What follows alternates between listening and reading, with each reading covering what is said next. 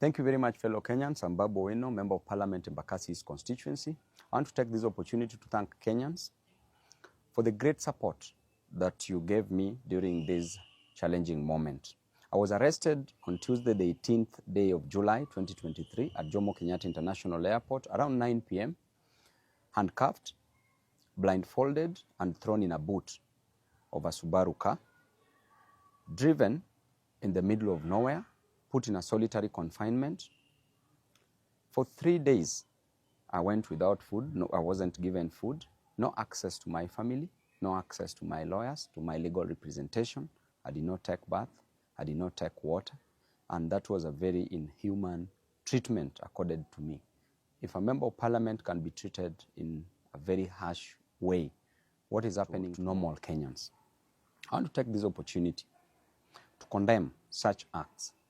The only mistake I made was to fight for Kenyans. And as a leader, an elected member of parliament, I'm a voice of the voiceless. I'm a messenger.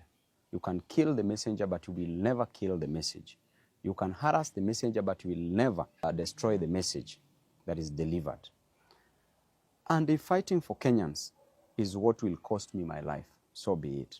I'm an elected member of parliament whose role is to fight for Kenyans, is to fight for the downtrodden, is to fight for the people who are languishing in abject poverty, is to ensure that I deliver the best to them. And that is what I've been doing. Since I was a student leader, I was fighting for the interest of Kenyans, and I will continue fighting for the interest of Kenyans. I will never be gagged. And in fact, what you're doing to me and what you're doing to other leaders will just catalyze this reaction. We will do it even better. We will ensure that we will never be intimidated, we will never be cowed. As you can see, there are very harsh conditions in this life.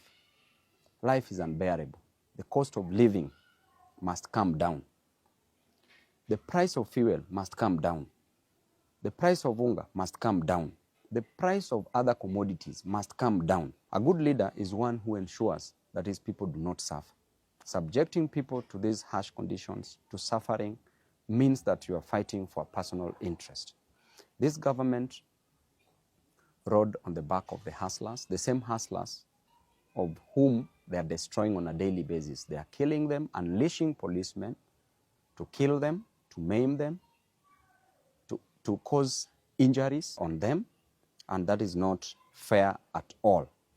On a daily basis, you blame Raila to be the cause of the deaths of the people. Raila did not give instructions to the police to use brute force, to use the extrajudicial means to gag people from fighting for their inherent and inalienable interest, not only spiritedly but also religiously. Never blame Raila on this, because Raila is not in government. Raila did not take the price of hunger to the ceiling. Raila has not raised the cost of living. You as President Ruto, you as Rigathi Gachagua, what you are doing to the people is to deny them their fundamental human rights. In addition to that, you are killing them. You are destroying them. These hustlers, what will you tell them in 2027? How will you explain to them that you are the same person who used to fight for their interest, that you are the same person who condemned the extrajudicial killings? How will you explain to these hustlers? And I can tell you, even in the Bible itself, a story is told in the book of 1 Kings from chapter 12. When King Solomon had passed on, because King Solomon passed on after increasing taxes, there was heavy burden on the people. And after he passed on, his son, Rehoboam, took over. People went to Rehoboam as the new king and requested that the burden be lifted from their shoulders, that the cost of living to go down. And I invite you as Ruto to read this book, because it will teach you a lot. When people talked to Rehoboam to reduce the cost of living, he told them that he would go and consult the people who had worked with his father, the elders. When he went to the elders told him to listen to the voice of the voiceless, to listen to his people and reduce the cost of living. He further went to the young men whom he grew up with his age mates, who advised him that he should be harsh on the people.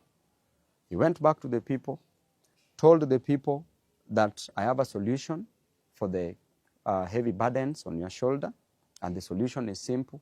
That number one, my little finger is thicker than my father's waist. That is what Rehoboam told the people. Number two, he said, if my father used whips on you, I will unleash scorpions on you. The third thing that Rehoboam told the people is that if there is heavy burden on you, I will make it heavier. This made people to rebel. Because of the harsh treatment of the people, it led to the 12 tribes being divided into two kingdoms. One kingdom was the kingdom of Judah, which comprised of the two tribes, ruled by Rehoboam as the king, just as what is happening.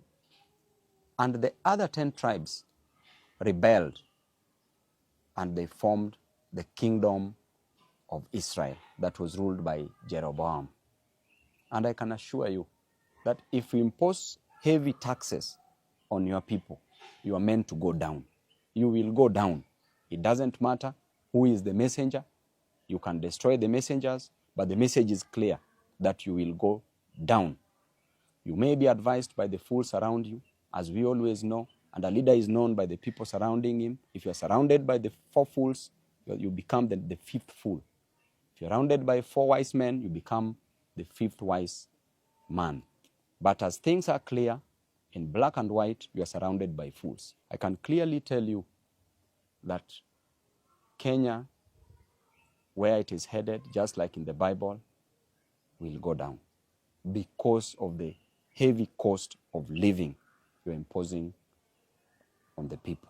Because of the high cost of living, because people lack a lot in life, you are rushing to build for people houses. People don't need houses. People just need food. People need school fees. And as a leader, I know what it is to lack food. That's why I will fight for them, because I lacked food at some point. If you tell me you lack food, I know what it is to lack food. If you tell me that you lack school fees, I know what it is to lack school fees. You are rushing to build for people houses, which is not a main challenge, but people's main challenge is the food. Just let the cost of living come down. If it doesn't come down, it must be forced to come down. Lastly, I would like to advise Rachel Ruto and Bishop Dorcas Gachagua that you don't need to pray for Kenya. You don't need to pray for people. Pray for your husbands. The problem is in your house.